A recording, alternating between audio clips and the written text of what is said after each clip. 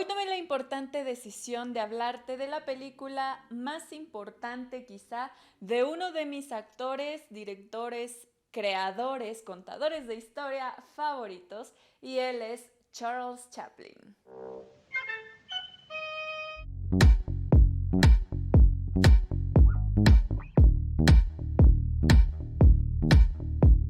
Si bien yo ya te había contado de una película de él hace un par de años en los primeros videos de este fantabuloso canal, el primer video en el que te hablé de Chaplin fue en donde hablamos un poco de dónde surgió el famoso niño anarquista que justo hace algunos años se hizo viral en las redes por un discurso político y social que tenía. Si quieres volver a ver ese video, te lo dejo por acá.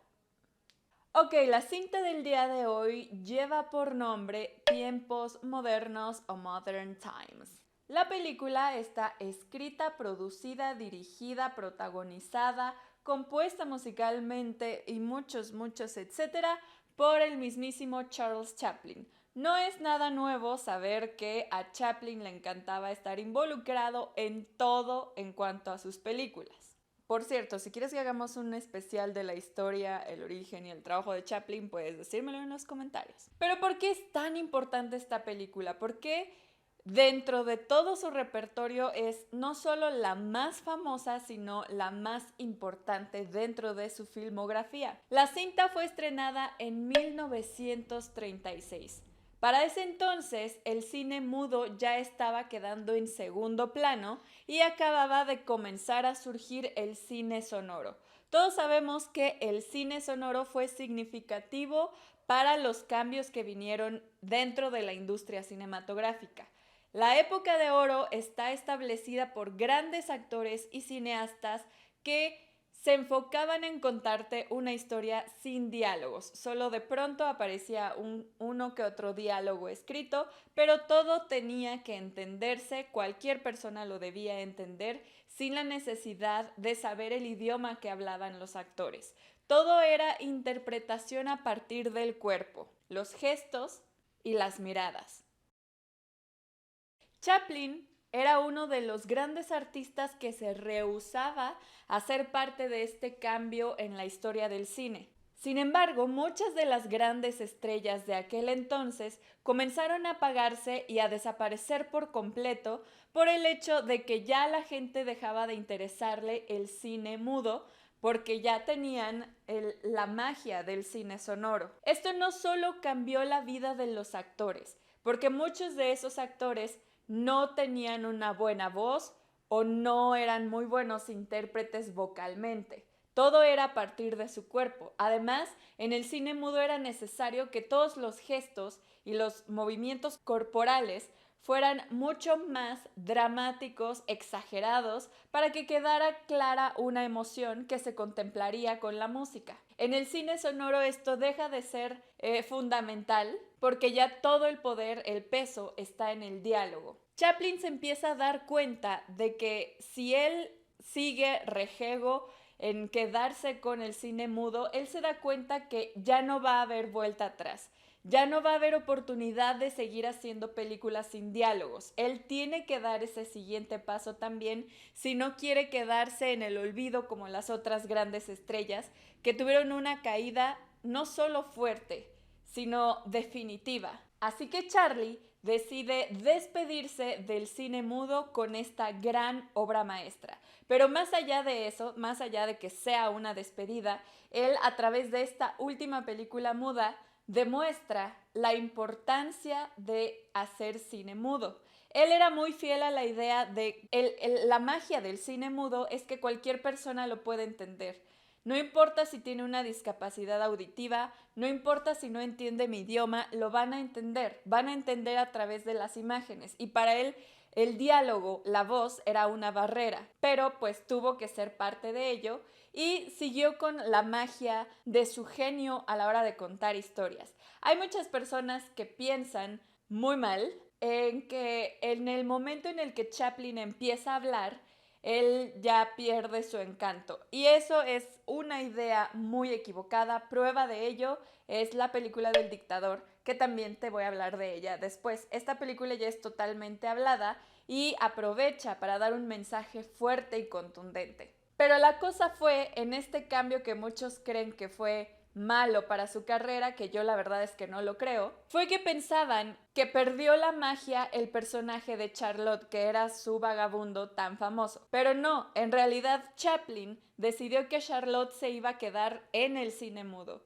que ya no iba a ir más allá. O sea, él en cuanto se despide del cine mudo, ahí se queda Charlotte, porque ese era su punto, ese era su cuna, y ahí debía quedarse, no debía sufrir cambios. Ahora, vamos a hablar específicamente de la película. Todo esto fue el contexto que hubo detrás de histórico, social, en cuanto a la industria cinematográfica, a lo que se tuvo que enfrentar Chaplin. La película nos demuestra, en cierta manera, la revolución industrial, cómo empiezan a llegar las máquinas a la sociedad y cómo buscan sustituir el trabajo del ser humano con máquinas.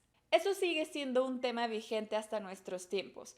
Hoy en día vemos muchas veces en todos lados cómo con máquinas, con robots, tratan de sustituir el trabajo humano, pero nunca resulta ser tan positivo, porque no cuentan con la razón. Aunque pareciera que para 1936 era muy difícil que empezaran a visualizar algo así, la verdad es que Chaplin vio muy a futuro. Dijo, me están quitando la capacidad actoral frente a las cámaras, interpretativa, para meter audio, posiblemente en un futuro no muy lejano, o tal vez sí lejano, pero que va a ser seguro, van a querer sustituir el trabajo o la mano de obra humana. Eso lo empieza a demostrar dentro de esta historia.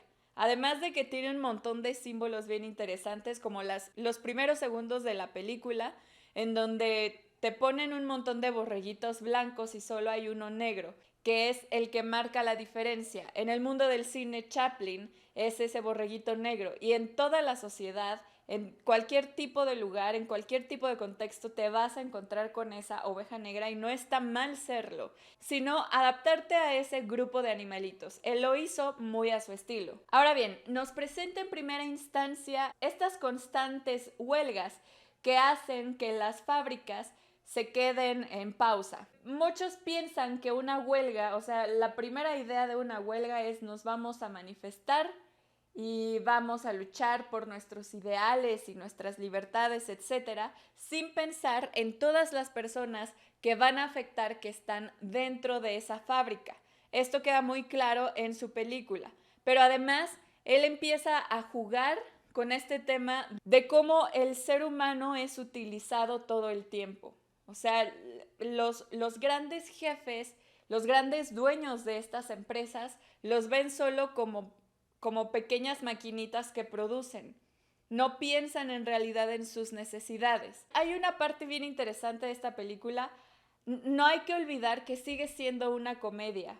Chaplin siempre hizo comedia, y la magia de la comedia de este gran artista es que siempre la aprovechó para contarte algo social, histórico, importante, para presentar una queja, para evidenciar algo que estaba pasando. Lo hizo en un montón de películas, pero en esta lo hace muy evidente también. Mi escena favorita, y quizá una de las más importantes, es un poco antes de que este hombre se vuelva loquito por el hecho de que ha estado trabajando todo el día, prácticamente ya está trabado y ya no sabe hacer otra cosa, y por eso se vuelve loco y trata de seguirlos a todos y ajustarlos porque es su trabajo en la fábrica. Pero un poco antes de que suceda esto, hay algo muy especial, que es cuando presentan una máquina que va a hacer que el obrero siga trabajando mientras come y no pierda tiempo en su hora de almuerzo. Aquí él está mostrándonos tú cuando trabajas prácticamente para una fábrica o para cualquier gran empresa, tú eres solo una cosa que produce, no eres un ser humano. o así es como los están tratando.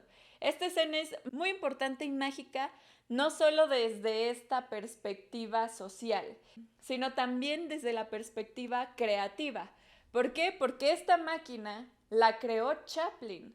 No era algo que existía, él la inventó y todos los movimientos, todo lo que va haciendo esta máquina mientras él está trabajando, alimentarlo, darle postre, etcétera, todo eso lo manejaba él a mano. En algunos libros de historia del cine se demuestra cómo Chaplin hizo varios experimentos y varias pruebas para ver cómo podía funcionar eso. Entonces eso es muestra de la gran genialidad que había dentro de él. Más allá de todo esto, también Chaplin empieza a explorar el punto del amor.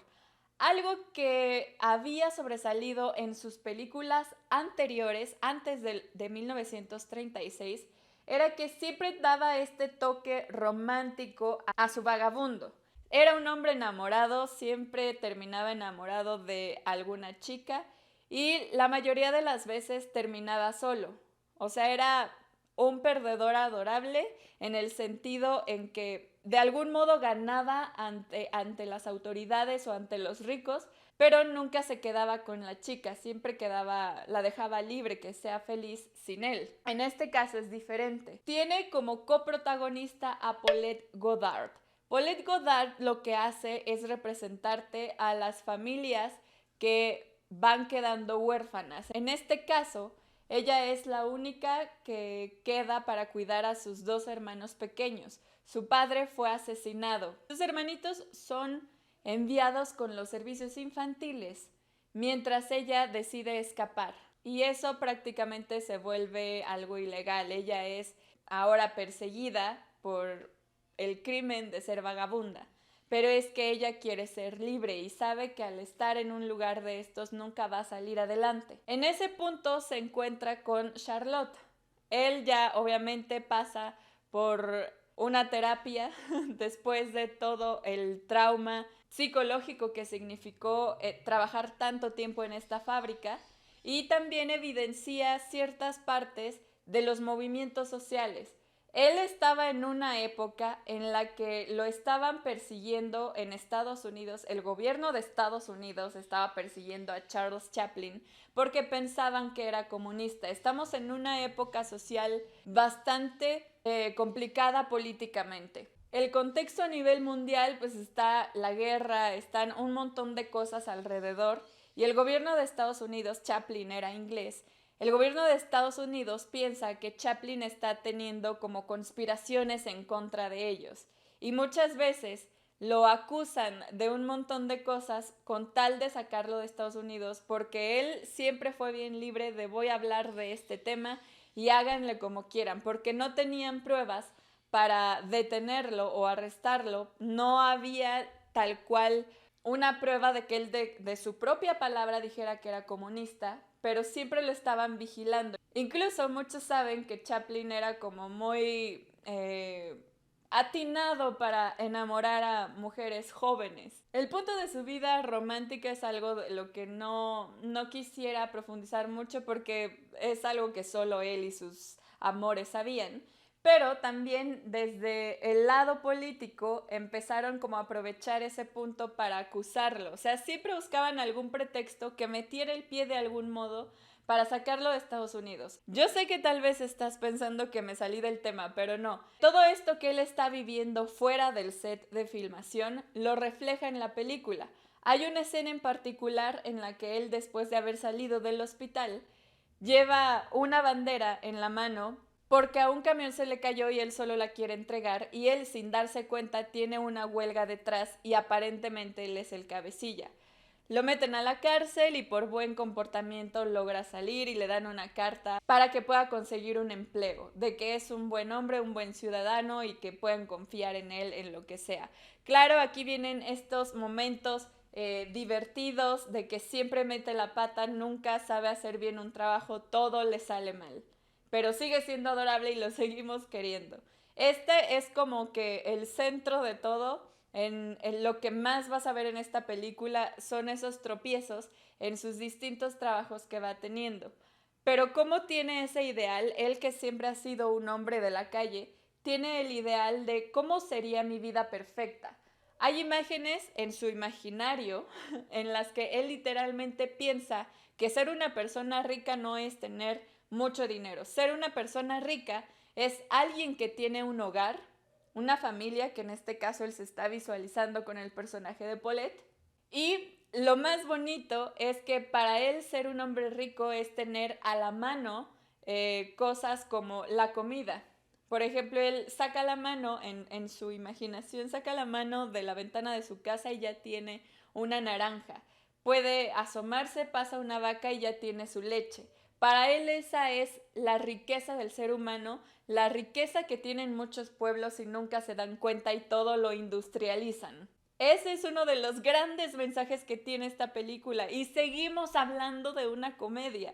Y finalmente, con lo que me gustaría terminar dentro del análisis de Tiempos Modernos y por qué es tan importante, ya te hablé de cómo esta es la última película muda de Chaplin en medio de un montón de películas que ya salieron desde hace un par de años antes.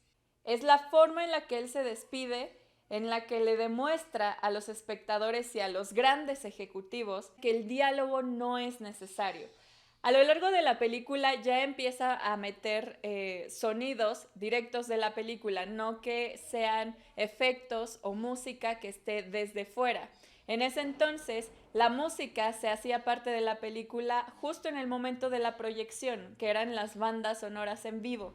Aquí ya la música, los efectos y todas esas cosas estaban dentro de la producción, dentro de la película.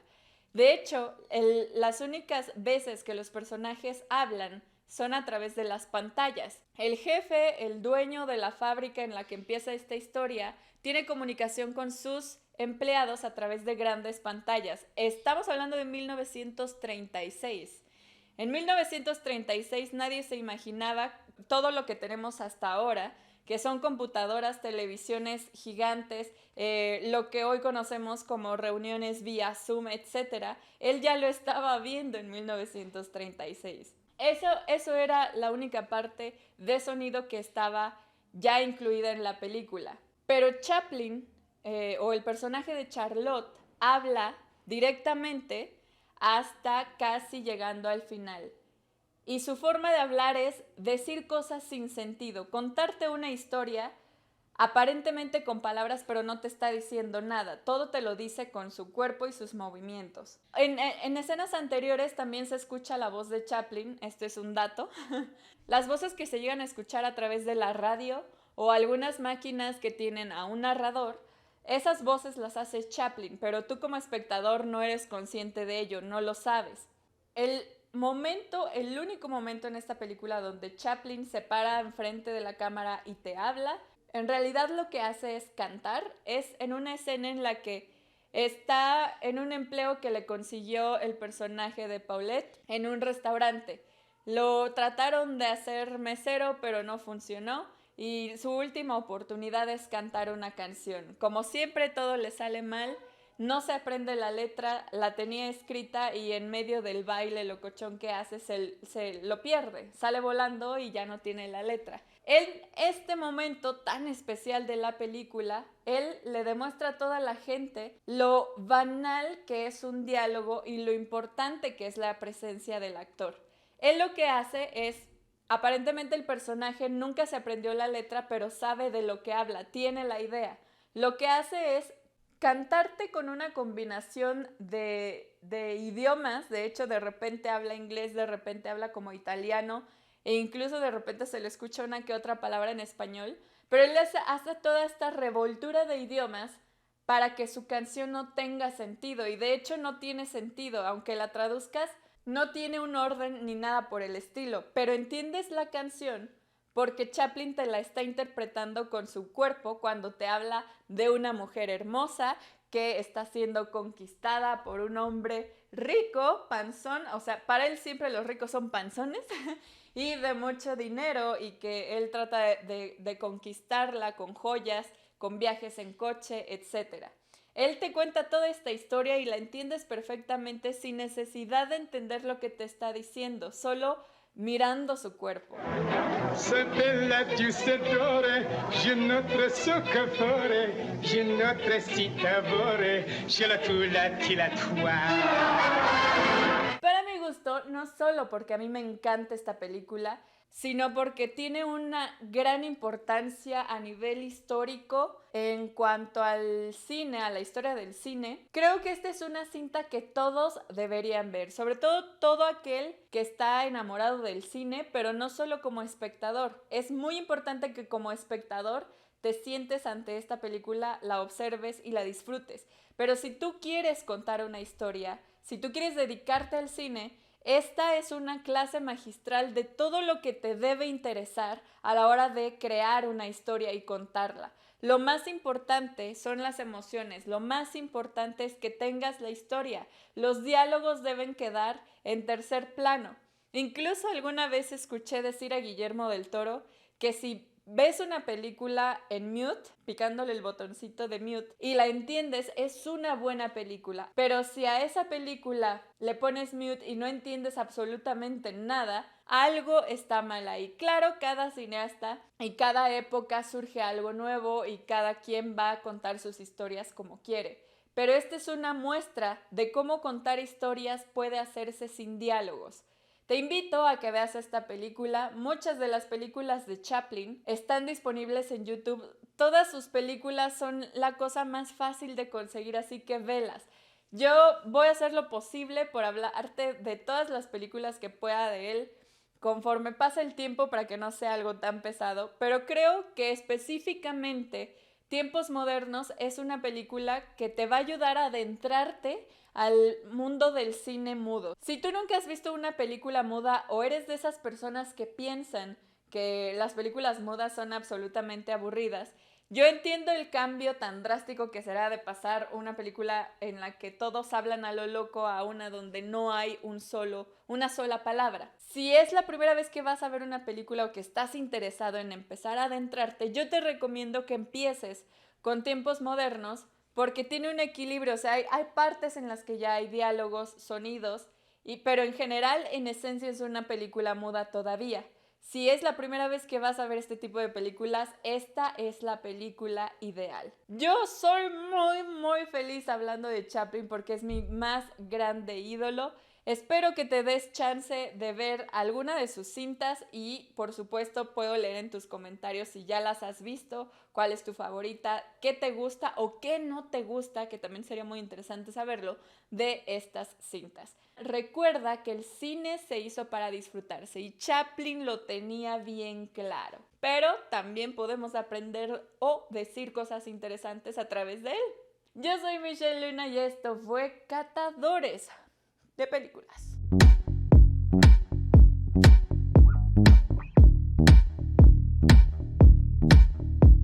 Está haciendo muchas travesuras.